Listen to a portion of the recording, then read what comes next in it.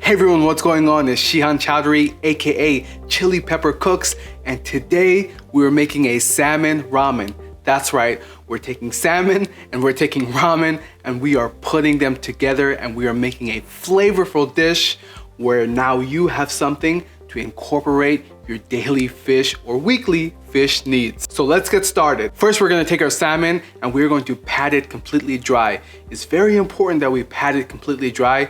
This way, the skin can get crispy, and on top of that, when we put it on the oil, we don't have any crazy splatters going on. So after you pat it completely dry, now we're gonna season our salmon with something very simple. We're gonna use garlic salt. I get mine from Trader Joe's. It's very simple. With salmon, again, you don't wanna over season it, specifically for dish because you have to remember the ramen that we're gonna have a lot of sauce on it. So with this salmon, there's no reason to over season it, just something very simple. So now we're gonna grab our cast iron pan and we're gonna turn the heat all the way up on high.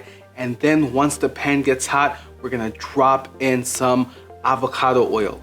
Now we're using avocado oil because it is resistant to high heat. Once that oil starts smoking, then we're gonna drop in our salmon, skin side down first. We're cooking this salmon for about 3 minutes, and then we're going to take our spatula and we're gonna go under the skin and we're going to flip. Now on the other side, we are going to cook it for additional 3 minutes. With salmon, you do not want to overcook. Once our salmon is done, we're gonna put it on a plate, then we're gonna take a fork and we're just gonna smash it, and we're gonna create little chunks out of it.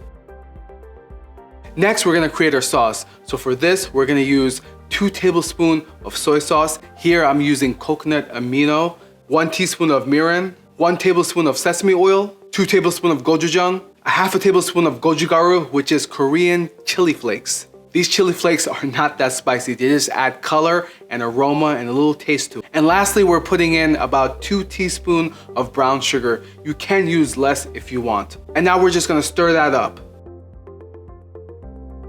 And now we're gonna get our pan and we're gonna put this on medium-low heat and we're gonna put in our sauce. We're gonna cook this sauce for just about a minute.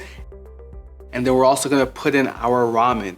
Now this ramen I already had boiling. I boiled it for about 4 minutes. The packet said 5 minutes, but I did 4 minutes because it's gonna cook on this pan again, so I didn't want to overcook the ramen. And lastly, we're gonna put in our salmon and we're gonna mix this all up and we're gonna let it cook for about 3 minutes and we're gonna cut off that heat.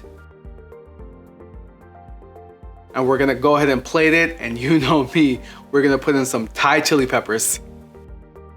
And there you go. This is super easy, super simple to make. Usually ramen I consider as a snack, but this one I actually consider it as a meal because of that salmon. Okay, now for the taste test.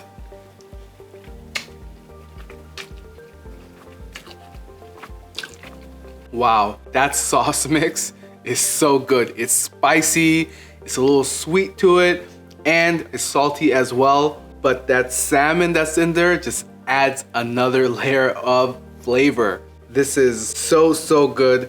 Again, I'm considering this as a meal, not a snack. This will definitely get you and your kids full.